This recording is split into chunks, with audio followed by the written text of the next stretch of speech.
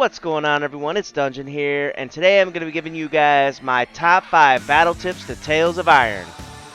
So if you feel like Hopper from Bug's Life is beating the snot out of you when you're playing this game, you've come to the right place.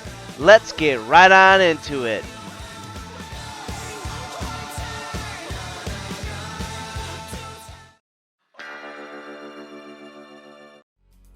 First thing I gotta mention is that these tips are in no particular order. So with that being said, let's move on to tip number 5.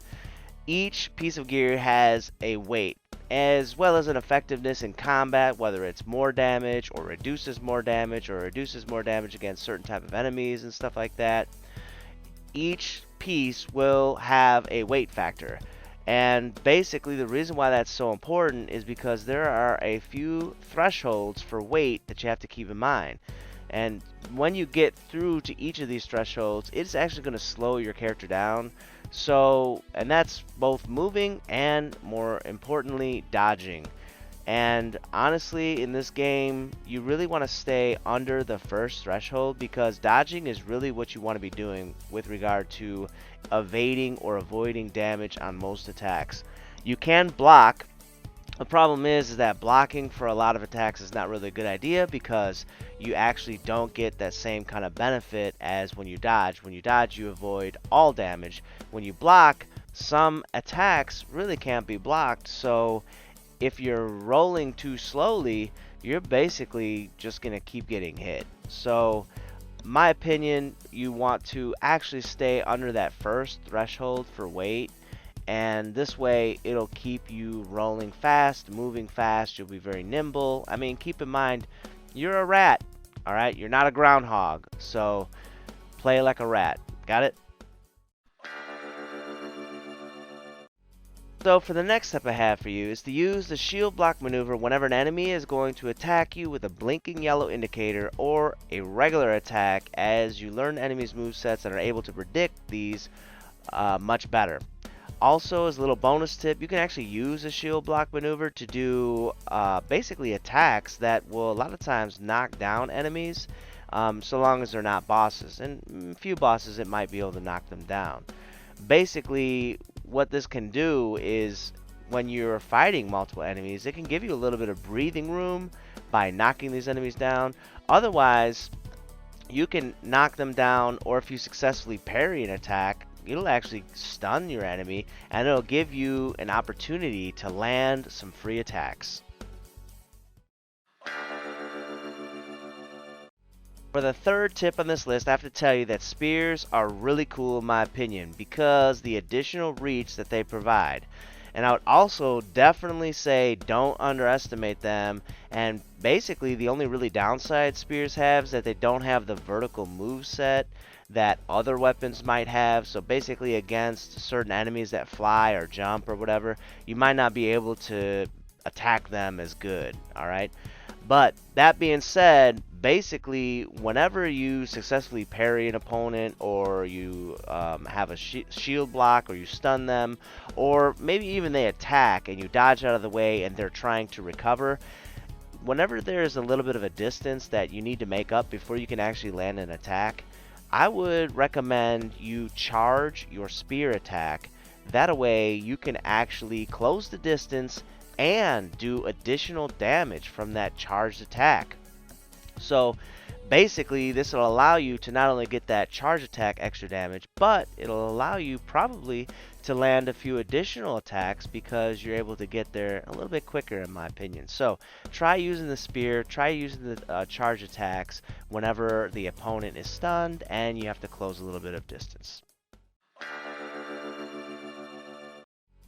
For this tip, I want to talk about charge heavy attacks. And I would say the game doesn't actually do a fantastic job of explaining this, but basically, even though it kind of does a little bit of explanation, it doesn't really go into too much that these charge heavy attacks will actually break shielded enemies' stance, and a lot of times will stun them, and it'll allow you to land free attacks on these enemies. In addition to that, it can break a red indicator for like a super attack. It can break an enemy from doing the super attack when you land a successful charged heavy attack. Sometimes a charged heavy attack, when they're just standing there, will actually stun them. So, I mean, you kind of gotta try it out and see against which enemies do these charged heavy attacks have these special effects on them. But either way, when you use them and you have those special effects, you gotta know it's a good thing. You just have to time it properly. You know what I'm saying? You just have to time it. But when you do, it's a great thing. You'll get free attacks, and that's what you want in this game.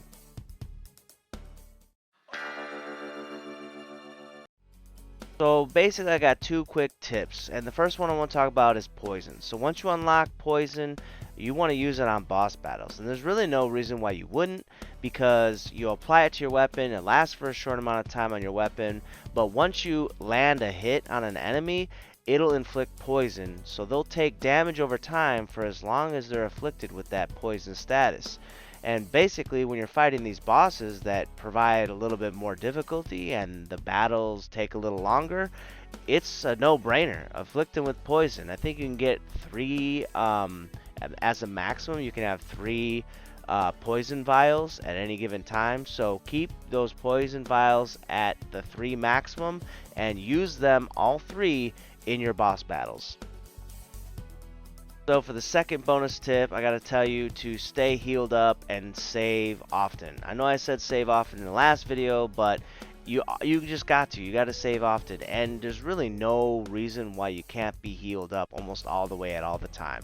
Whether you're gonna go back to an area where there's a keg, or you're just gonna farm bugs in a certain area, you should pretty much be at full health at all times whenever possible. Alright, otherwise you're going to get into a battle, maybe even a boss battle, and you're not going to have it saved, or you're not going to have full health, and then you're going to have to redo some things when if you would have taken your time and been a little bit more cautious, you would not get in those situations. And those are the type of situations that make people really frustrated, make people really mad, and that affects your gameplay. So don't put yourself in those situations, stay healed up, and save the game. Last tip that I have is for you to be smart and to measure your attacks. Unlike other games that allow players to button mash, this one relies on clever gameplay. That's probably why it feels a lot like a Souls game. You might not actually have a stamina meter, but the combat flow is rapid, it's fast, and it feels like a Souls game. So you have to wait for the appropriate time for you to strike. You have to learn your opponent's move sets, and you have to make those attacks when there is an opening, when the time is right, where you can do as much damage as you can when it's safe, but then play defensively when when the opponent is on the attack. Basically, for new players in this genre, it's going to be a little bit difficult for you to pick this up, and it requires an amount of skill. This is why people say you got to get good.